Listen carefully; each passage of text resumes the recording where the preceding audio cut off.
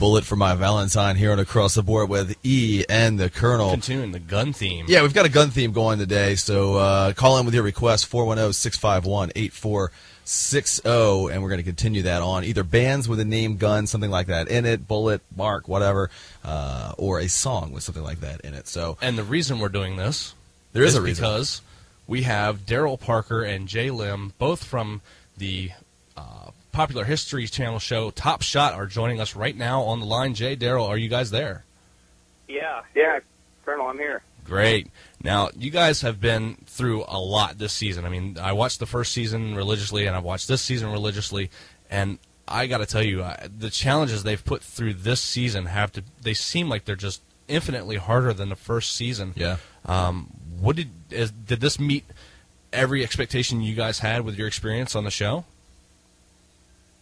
Go ahead, Jay. Yes and no. For the first half of the season, we saw guns that we were very familiar with. Last thing we did was 22. We did 22 rifle, 22 pistol, 1911 came up a whole bunch of times. We shot 38 specials, and not anything really unusual until we got to the Barrett 50 cal last night. Right. So as far as the weapons go, nothing unusual, but the challenges definitely put a twist to it. Yeah, it seems like, I mean, just the way that they're doing things. They started you guys off right from the go. The first challenge, you guys hadn't even pretty much met yet, and you had to shoot a long range target. What did that really intimidate you guys right from the go? I mean, usually other seasons they got a little bit of a refresher and got time to practice, and here you literally got thrown right in it. Well, as opposed to, I don't know if it was, intimidation is the right word, but it definitely, we thought that there was going to be at least a little bit of ramp up, Right. But you're right. We did just marched us out to this area and threw the rifle in our hands and said, "Here, shoot." So. Ooh. It wasn't ideal for us. No, not at all. Now let's talk about the application process. There were over 6,000 applicants, and it came down, and you guys were some of the last standing, both eliminated actually in the last 2 consecutive weeks. What was the audition process like? Obviously, you had to qualify with marksmanship. Was there something they were looking at personality-wise? And obviously, Daryl, with your military and law enforcement background, Jay, without, sort of a formal shooting background, except for in archery. What do you think it was about you that made you stand out? Go ahead, Daryl. Well, from my perspective, I think that our background in shooting had to come first. And don't let Jay fool you. He is a shooter. I've seen that. He's competed at some very elite levels of competition. But outside of that, I think the producers were looking for people that had otherwise interesting backgrounds and, showed well in the interviews. And Jay? I can only see it from my standpoint because I didn't really know exactly what everyone else was going through. But when I sent in my video, I tried to be as versatile as possible. When I was watching the show, there were very specialized people. Even on this show, there were very specialized people. But I was pretty well versed in a whole bunch of different areas, not only pistol, rifle, but archery and throwing weapons. Right. So, when they saw all that, small targets, big targets, moving targets, non-moving targets, they said, you know what, this guy's pretty versatile, let's see what else he's got. And then that's how the application process started for me. Now, halfway through the application process, we had a shooting test as well. And, if we didn't do well there, they were definitely not going to take us. Sure. What do you think makes the show so appealing to the common viewer? I mean, those who are shooting enthusiasts and those who aren't. I mean, there's so much that happens with this show between, Colby Donaldson, the host, the contestants themselves, the weapons, the challenges. What do you think makes the show so appealing? I think what makes the show really appealing is that you can go to a gun range and shoot some of the weapons that we're shooting. You can compare yourselves to. That's why we shoot plates, for example, 8-inch plates. Anyone can imagine an 8-inch plate at 25 to 50 feet. Right. The other element that is getting people a little bit riled up is the personality conflicts and the camaraderie that goes in with some of the contestants. And, you know, the little bickering that goes back and forth, that's always interesting. Right. Daryl? But, I also think, though, that as compared to other reality shows, I think Top Shot there's less drama than other reality shows. Absolutely. And I also think that the sport of shooting appeals to the common person because, you don't have to be an uber athlete to go out and shoot. You can be 90 years old or 9 years old. And so there's a wide range of people that can participate. Yeah, that's a great point. Now, you both mentioned a little bit of the drama on the show, and I actually like that there is less drama on this show than, say, something like The Ultimate Fighter, which we cover as well. Are some of the guys in the house, even girls, that were there in the earlier part of the show as well, are they playing up to the cameras, any of them? I mean, is George really that kind of brash and kind of coming off like a jerk all the time, or does he just do that to be on TV? Jay chuckling, I like that. What do you guys think about that? I think that Jay is, I think that George is like that. But just like anything, if you let a person talk in front of a mic for 24 hours, sometimes they're going to say something that doesn't make a lot of sense in the context, and sometimes they're going to say things that are okay. Absolutely. And if you get to cut up that piece of tape and put, string whatever sentences you want to together, absolutely right, differently. Yeah. So George is like that, but at the same time, he is not as disrespectful as he appears. Mm-hmm. Right. Jay? In this last episode, I kind of got caught up with everybody else viewing the interviews for the first time. And, coming from, people are looking at me the first couple of episodes saying, wow, that guy's a jerk. And they can cut the film a different way. Sure. But George was never disrespectful to anybody in the house. He was very nice to me. Never said anything that I saw on the show directly to me. So I'm not even I'm gonna take away the experience that I did knowing him as a person that I know him. Sure. Right. When he said, hey, that was a lucky shot, we sat next to each other in the van, we talked about our cars, we talked about this, about that, half Filipino, blah blah blah. He's a great guy. Knows a lot about a lot of things. And he's a good guy. What I saw last night, I'm not even going to take that into consideration as part of his personality at all. Sure. Good. Yeah, I always wonder that, from the contestants' point of view. Colonel? Right. I forgot about that. He did call you out on the first shot of the whole competition. He did say that it was a lucky shot. I forgot about that. He's got this dry humor when he says something. He doesn't laugh at his own jokes. Right. So, when you look at it on camera and they cut away real quick, it looks like he said it for real. Hey, do you guys want me to tell you something about that first shot? Absolutely. Yes, please. Okay, let me tell you something. Everybody's been getting on Jay because throughout this competition, he has not listened to the experts, like people expect him to. The reason Jay hit that first bullseye on that target was because we all the other 15 marksmen, listened to that weapons expert and how they told us to sight that Sharps rifle. He was incorrect. All 15 of us listened to him, and none of us hit the target. Jay went on instinct, did what he thought was right, and he's the only one that hit the bullseye. Wow. Yeah, Jay, we're fans of yours, man. I know. Yeah. Sometimes people on the show gave you a hard time, or whatever. But we're fans of both of you guys. So, and I'm bummed about the ending of the show. Because neither one of you are going to be on it now. Colonel, you had a question? I did. I was going to actually bring that up, and I'm glad Daryl brought that up. And Jay, your grip for handguns and rifles caught a lot of people off guard on the show, viewers and experts alike. And you refused to change your grip in the midst of competition with good reason. Did that make you want to prove the critics and the fans and the experts alike? Did that make you want to prove them wrong even more? I mean, it seemed to be working for you, and that's kind of what matters the most. Yeah, I love your confidence. You backed it up. Right. Absolutely not. Really? When you see the footage there, I know who JJ is. I know who Blake is. Sure. JJ, double grandmaster. Chris Tilley, he's won hundreds of competitions. Now, these guys are shooting a specific discipline. I did not dismiss their information at all, but that's what they show you on there. Right. When JJ first gave me the information, he said, put your hand here, put your hand here.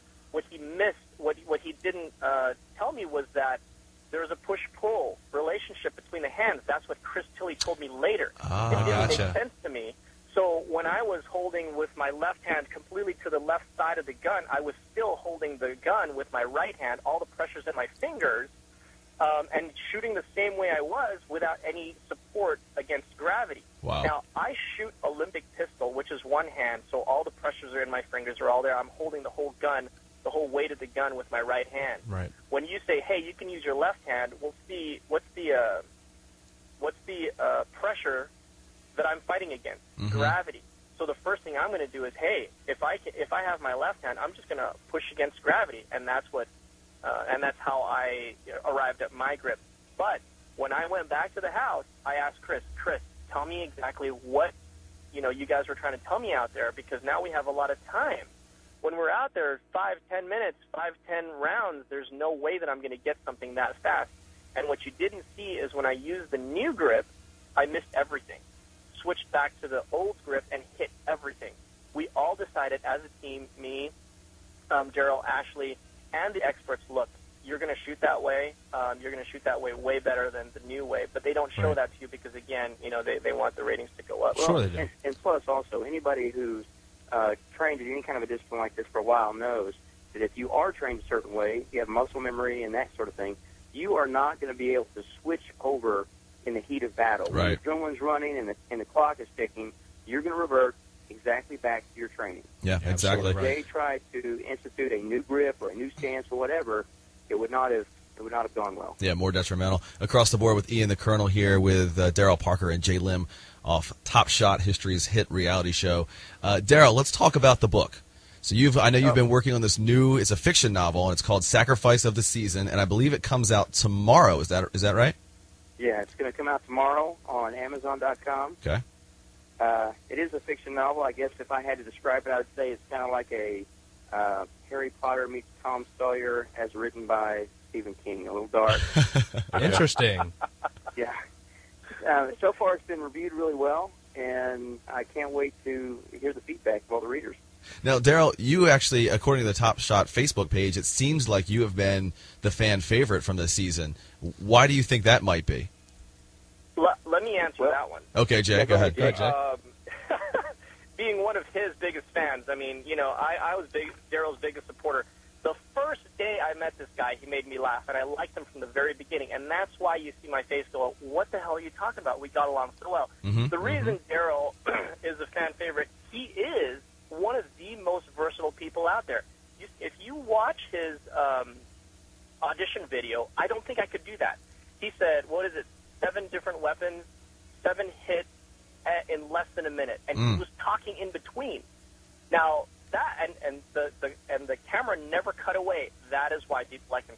Yeah. Everyone could identify with him as Mr. All America, who was in the military. He is in law enforcement now. He's not only versatile in one weapon, he is versatile in multiple weapons. Throwing knives, he did. Archery, he did. Long rifle, he did. Pistol, he did. He did everything, and he did it without a miss in less than a minute. Everyone go see that video clip of Daryl. Daryl, do you accept that? What's your reaction? He's blushing. That's what his reaction is. I'll take that one. But, I think maybe also I would like to think that myself and most of the other competitors play the game with a lot of integrity. Absolutely. And people respond well to that. I was not shy about if I screwed up, then I took responsibility for my actions. If Sure. I screwed up in a competition or a challenge, then I would step up and I'd say, hey, I screwed up, and I need to go to elimination and prove that I belong to be here. Right. And I was not the only one, of course. There were several competitors that did that, and I think people respond well to that. They absolutely do. Jay, you're a golf instructor, and that's what you do mainly. And it's golf is such a game that relies heavily on precise actions and significant accuracy. Do you see a certain set of skills that transfers between golf and shooting guns as well? Yes. There is a specific method of learning anything brand new, and I categorize it in 5 different steps. The first step is receiving information. The second step is making sure you understand the information. Third step is remembering the information. Practice the information is number 4, and you have to apply the information correctly. when you apply this to anything that you do, if you do it in this order, you will always come out ahead, and you'll always be learning something in order. Let me give you an example. When people learn to play golf, the first thing they do is they go buy a set of clubs, the wrong one, and then they go out and hit balls the wrong way. So now you're going into step 4 instead of doing 1, 2, 3, and then 4. When you talk about being precise, there is a level of precision in golf and a level of precision in shooting, depending on the level of performance you are expecting. For example, if you hit a 300-yard drive, you're not expected to hit a specific target. However, if you're shooting a long rifle at 300 yards, you're expected to hit an 8-inch target. Right. So muscle control, yes, there's biomechanics and everything. There's a level of practice and everything. But if I were to compare golf and shooting, I would think at the level of shooting that I do, golf is a lot harder for me to be good at than shooting. Okay, that makes sense. I see what you're saying there. Now, Daryl, what are you going to do with some of the experience? Obviously, you're well experienced in marksmanship and law enforcement and these types of things, but the experience that you gained from the show specifically, I believe you're opening a gun range called Top Shot Challenge. Is that correct? Yeah, to be honest, after the show, it wasn't apparent until after the show, but the sport of shooting, Top Shot has kind of brought it to the fore, and there are tons of people that maybe have never shot a gun before or have shot it just once or twice or whatever, but they are flooding back to the ranges. They all want to go out and shoot. They want to learn how to do this all-American sport kind of thing, and everybody is really excited about Top Shot challenges. They see the challenges on the show, and they all say, man, I'd like to do that. So I thought, well, why don't I give everybody a chance to do that? So the Top Shot Challenge range is going to be your regular range. You can take all the firearms safety classes, your CHL. You can go out and shoot paper targets and all that sort of thing if you want, skeet, etc. But on top of that, I'm going to have Top Shot inspired challenges. And these are not going to be rinky-dink challenges. These are going to be the full Disneyland carnival ride challenges that you see on the show. They're not going to be all exactly the same. We'll have other innovative challenges as well, but it's going to be lots of fun. And I've already got people from Canada that are signing up to come down to shoot at the range. And where is it going to be? Where's the range located? It's going to be in North Texas, hopefully just outside of Sherman. Okay, good. And we'll definitely, you can check out a website for that. TopShotChallenge.com is the preliminary website for that, and you can get your information on that as well. This is a question for the both of you. Obviously, the show was filmed months ago. I would assume about 4 or 5 months ago.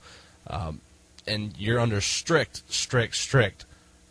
confidentiality agreements to not give away any information leading to the conclusion of the show.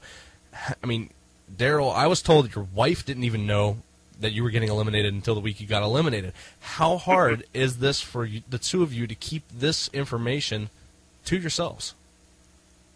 It's hard because, there are so many people that come up and approach you. I mean, I get recognized in a number of different places, and people come up to you in the store and start talking to you, and a lot of them don't even realize the show is over.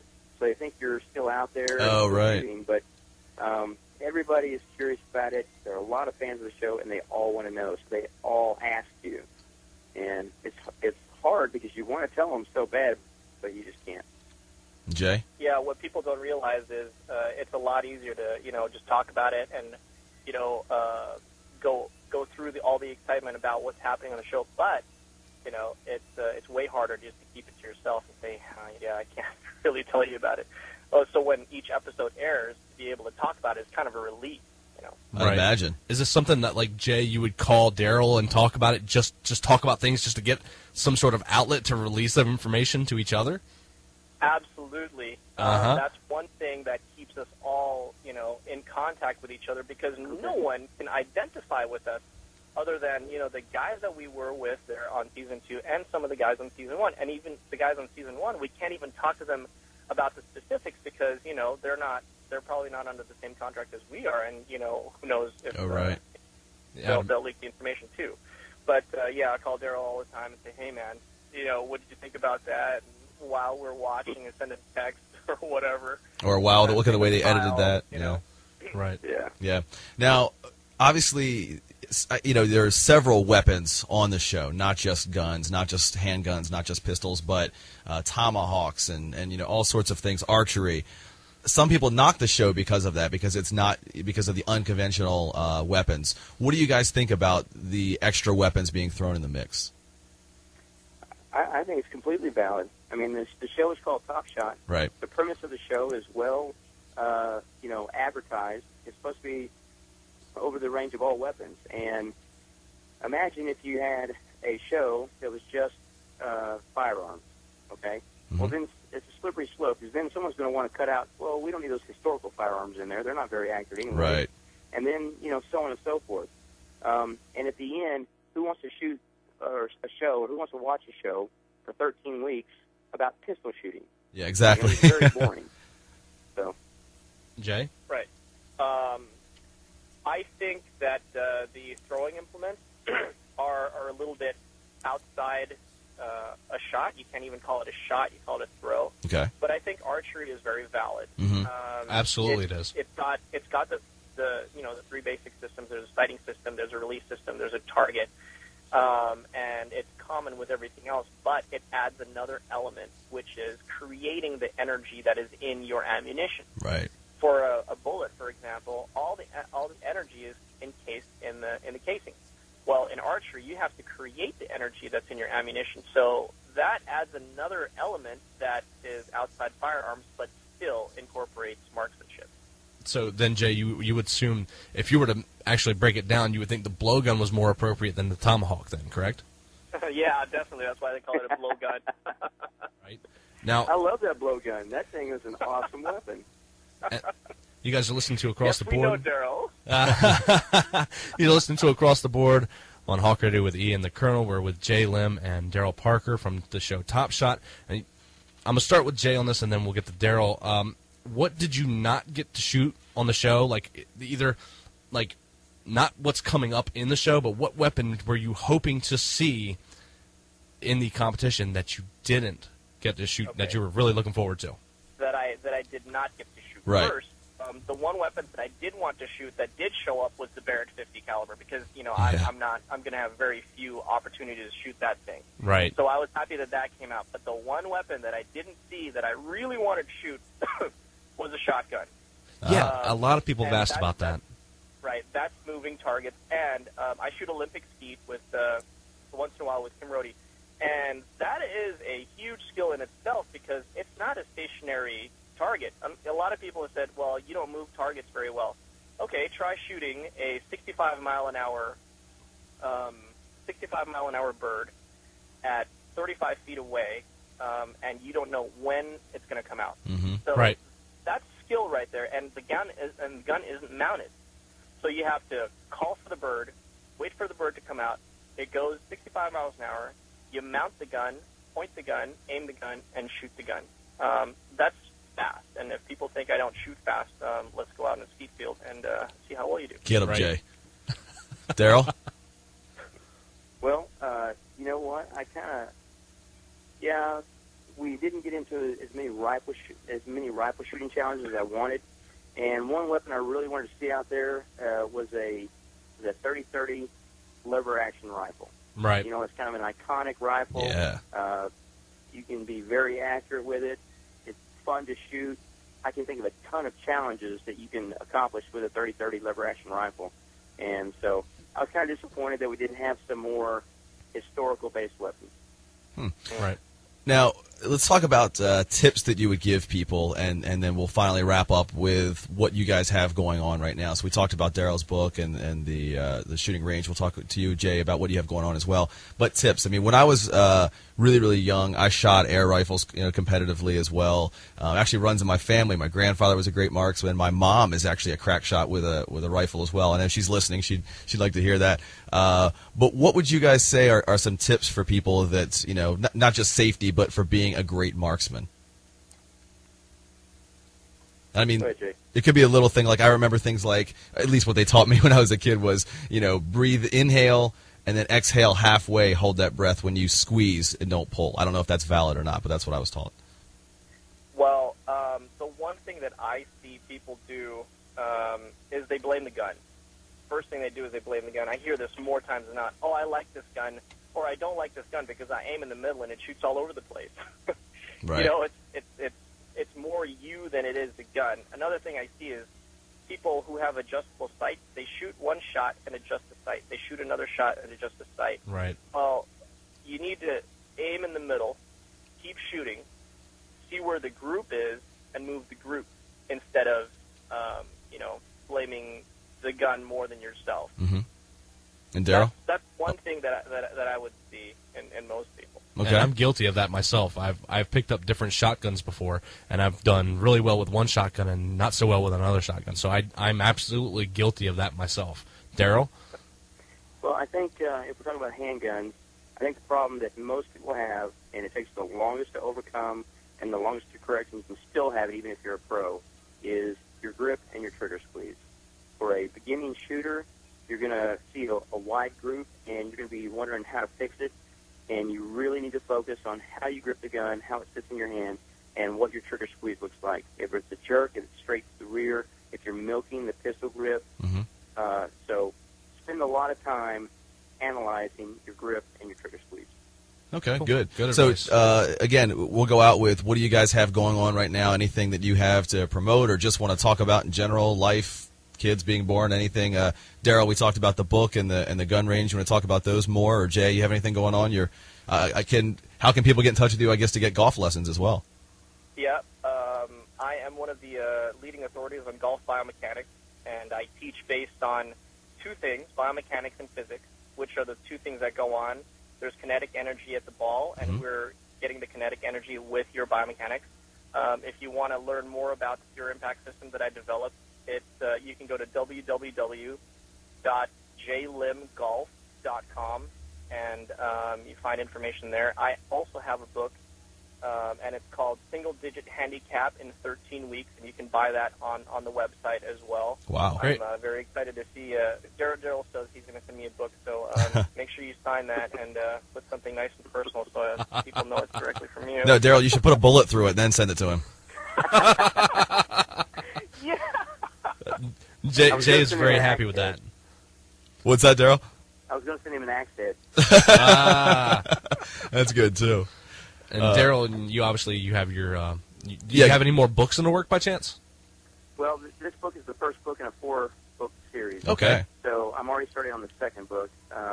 But right now I have, a number of things like book signings and personal appearances going on. So it's a really busy time.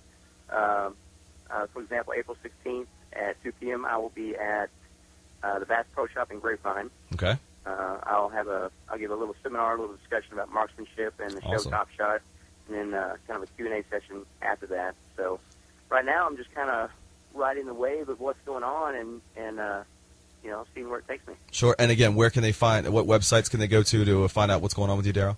It is www.darylparker.com. There you go. Daryl. Easy enough to And it's remember. also TopShotChallenge.com if you want to check out the gun range when it opens in North Texas. Yeah. And I'm sure many people will be wanting you to teach them how to split a bullet on the head of an axe. I know that you're going to get asked that a million times. Yeah, pretty crazy, right? And Jay, that's really cool that you're on a personal note from me that you coach by Biomechanics, as do I. My other job here at the university is actually I'm a collegiate volleyball coach, a Division I volleyball coach, and we base everything on biomechanics as well. So that's cool to hear someone else, subscribing to the same thing there. Nice. Yeah, but big fans of both of you guys again, and I didn't watch the first season of the show, but the Colonel was telling me about season 2 here, and I watched it, and I got hooked too because I've shot all kinds of guns, shotguns and SKSs and all kinds of nonsense. So I think we have an incredible appreciation for the skill that you guys have and the varied personalities and everything. So really, really appreciate you guys being on the show, and huge fans of both of you. Yeah, Thank you guys very much. Speaking of being fans of of our personalities, at the end of the month, me, Jamie, and Kyle are going to have an appearance out here in North Orange County. Okay, and nice. Keep looking at my fan page for further details on that. And definitely do come out and meet us because we're real people. And if you have any questions, about the show, just come out and come see us and shoot with us and have fun. Sounds good. Hey, Well, Colonel, I have one last thing I'd like to Go ahead, sure. Go for it. I can't express enough appreciation for all the fans of the show. Mm-hmm. There have been a ton of them, and I can't name them all, but for example, Travis Hinton and his family, Leslie Vaughn. There's a number of fans that have been constantly supporting me throughout the season, and I just wanted to give them a big shout-out and say Absolutely. thanks very much. Yeah, anytime. And you know what? I mean, seriously, the fans are what make the show go around, really. There's anyone can go look at the Top Shot on History Facebook page and see there's numerous posts on that wall every day, every second almost, people voicing their opinion on the show and again, what they like and keep don't watching like. the show. You two are definitely my favorites, but I'll keep watching it just to see who win. I'm thinking George is going to win. I know you guys can't say anything even if you know, but I'm thinking George has got it. I'm going to reserve my opinion because right now I'm still in first on the Top Shot fantasy rankings. Yeah, you are. So I'm reserving my opinion for now. Interesting. We'll see what happens. Hopefully, if all goes right and I win the fantasy thing, my name will actually be on the show with you guys. That would be pretty cool. Yeah, because the winner gets their name on the show as well. So that'd be fun. All right, guys. Well, thanks again. We can't tell you how much we appreciate the time you spent with us today, and anything you have going on, keep in touch with us, and we'll be sure to throw it out to our listeners. All right, thank you. All right, thanks, guys. Absolutely, guys. Daryl Parker and Jay Lim of Top Shot. You guys hang on the line just 1 second, and we're going to get back to the music. This is Saliva with Click, Click, Boom, here with Ian the Colonel on Hawk Radio. HawkRadio.org.